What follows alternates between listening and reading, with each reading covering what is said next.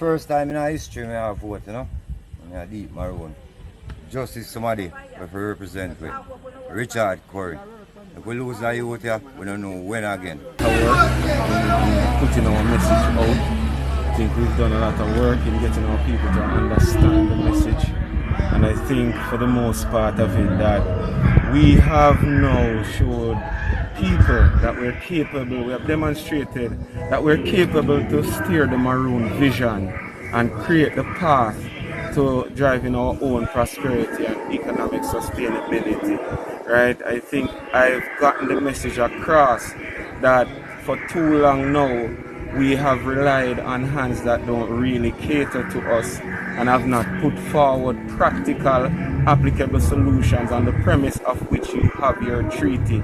And I keep emphasizing to people, treaties never die, right? It's just knowing how to use it. And what do you do in using it? So for me, it's all about diplomacy. It's all about then getting to where we should have been 283 years with the signing of that treaty. So 283 years, right? So to be honest, I'm confident that the culture will not give up on itself. And I think the spirit of the ancestors speaks when it needs to be spoken. And I think for today, I am positive in the outcome will be in favor of saving our culture. Hey peeps, it's your girl Blessydgazadiva and welcome back to the Blessydgazadiva channel. Richard Currie versus the Gleaner. When we get back, we're going to look into it, we're going to break it down. So the Gleaner put out this article. Richard Currie, the colonel or leader of the Akongpong Maroons, a village in the hilly western regions of Jamaica, may be so ensconced in the myths he has woven of himself that he now conflates them with reality, or Mr. Currie's playing a dangerous game of chicken. Either way, no good can become of it, for there is a real danger of Mr. Currie sleepwalking his few thousand villagers into a bloody confrontation with the Jamaican state, in which event the consequences all round would be nasty, more so for Akongpong Maroons. Hopefully Mr. Currie will quickly gain a grip of his senses, preferably on his own accord, but also with the force of logic of anyone who wishes him well and what is best for the Maroon communities and for the Jamaican nations. Maroons are descendants of escaped slaves, beginning when Spain still controlled the island and later when English colonists wrested the island from them in 1650s. For the next 90 years, the Maroon population was supplemented by runaways from English plantations. Fundamentally, the Maroons never accepted slavery. Not only did they resist sporadic attempts to bring them to heel, but harassed and harried the British to protect their freedom until under a 1739 treaty, Britain formally ceded land to Maroon communities and afforded them significant autonomy with the colony. In exchange for this devolved authority, the Maroons were expected to return or help in the capture of runaway slaves and to fight with the British in the event of a rebellion or insurrection. Although a second war between some Maroon communities and the British mid-1790s ended with deportations and the military weakening of the Maroon, their autonomy remained largely intact. 4 recognized Maroon communities in the island, of which Akongpong in the parish of St. Elizabeth is perhaps the most active, have existed in sort of cultural and political ambivalence. Although their communities retain traditional governance structures and observe special festivals, Maroons are largely assimilated into the culture of political structure of Jamaica.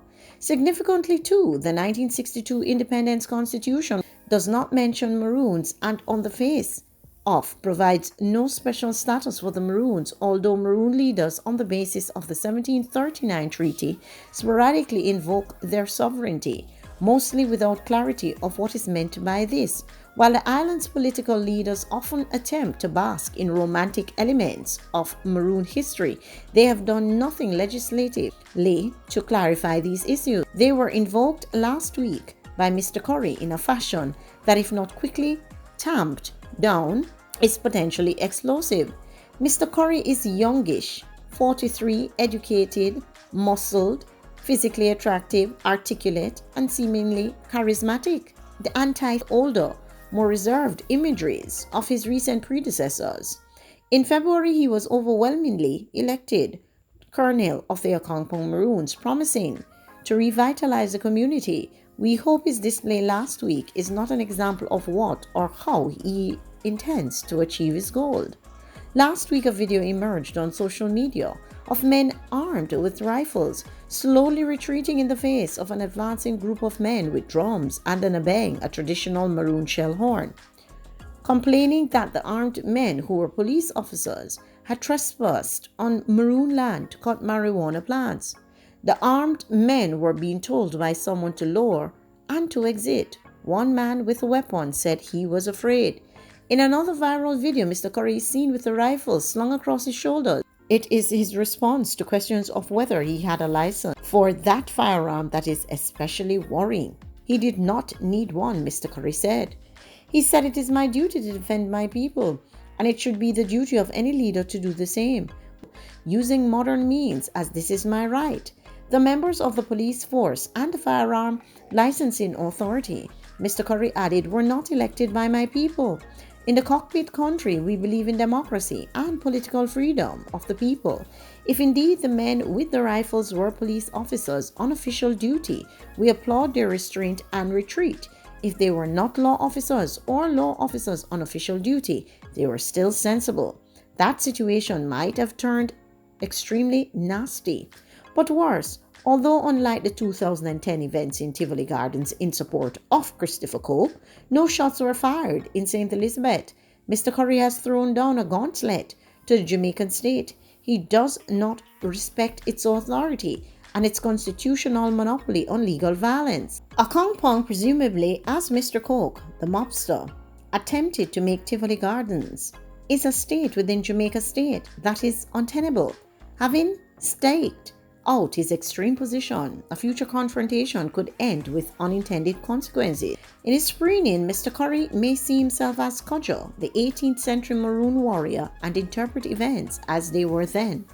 We remind Mr. Currie that pyrotechnics in unskilled hands can be dangerous and deadly.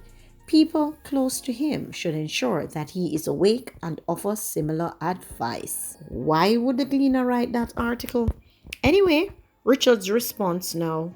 Do better than that at Jamaica Gleaner. Why would you seek to portray me as someone you call a common criminal? Why do you think that it was appropriate to discredit me in the sight of my people and my Jamaican relatives? You came into our town on our election day and you saw that I was elected in a free and fair election. So tell me, which don or criminal have you ever done that with?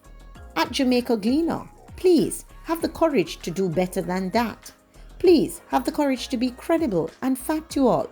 Please have the courage to not seek to besmirch the good name or image of any person for profit and sensationalism. Hashtag Maroon, hashtag Soundy a Bang. Boy, people, this is self-explanatory. The Gleaner is known for putting out these articles for real, for sensationalism, and it was so poorly written. I don't know who wrote that article, and I can tell you reading it is just sad and pathetic. And Richard posted this video where he let the Gleaner into his country. It is sad, sad, sad, sad. But I know what they're doing. They're using the media like Butcher Banton always say, using the media to silence Richard Currie. But Richard Currie should be smarter than that. See what they're doing. Open his eyes and be smart. We will see what comes of this. Of course, I've thought about them trying to attack him. Of course, I've thought about the government coming at him. Of course, I've thought about them even trying to get the same Maroons to hurt him. Because let me tell you, if they consider you to be a threat, in their ways, Lord help us. Anyway, people, tell me your thoughts so down below in the comment section as per usual. We'll have a discussion. I'm out. In our history, I have vote, I deep Maroon. Justice somebody if we represent with Richard Currie. If we lose our youth here, we don't know when again. So know who to be and understand the privilege. Know what needs to happen is a memorandum of understanding between us and our neighbors, because we're not a threat to them. All we want is our full entitlement and our rights. That is it.